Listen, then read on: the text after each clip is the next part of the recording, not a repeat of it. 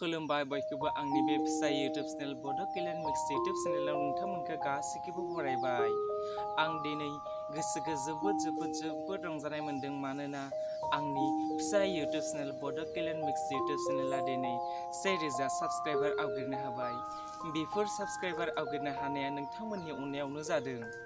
ओंखायनो जोंखौ बेबायदिनो सापर्ट खालामलांबाय थागोन होननानै आं मिजिंथिबाय आरो जोंबो नोंथांमोनखौ एन्टारटेनमेन्ट खालामलांबाय थानो थाखाय नाजाबाय थागोन। जेन बेबायदिनो जोंखौ इयुन समफोरावबो बेबायदिनो सापर्ट खालामलांबाय थागोन बेखौ मिजिंथिबाय। आरो दा नै लकडाउननि सम जाय बेरामानोखि मुलुगनाङैनो मोनसे गिख्रंथाव महर लादों।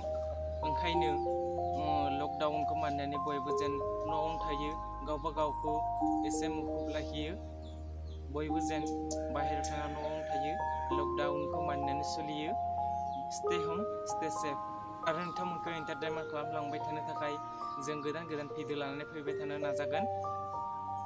आरो मोनसे खोथा बुंनो बावदों आङो, जोंनि बिसि फिसायनि दावहा बे भिडिअआ दा 10,000 भिउ जाबाय।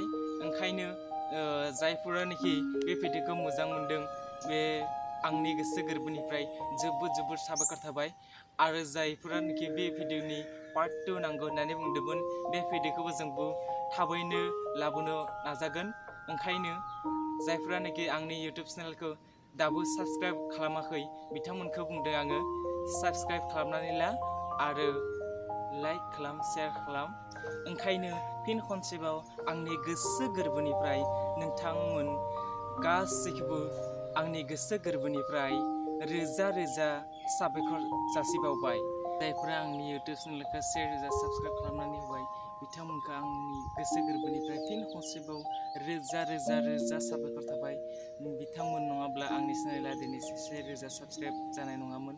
ओंखायनो बिथांमोनखौ आंनि गोसो गोरबोनिफ्राय जोबोद साबायखर थाबाय।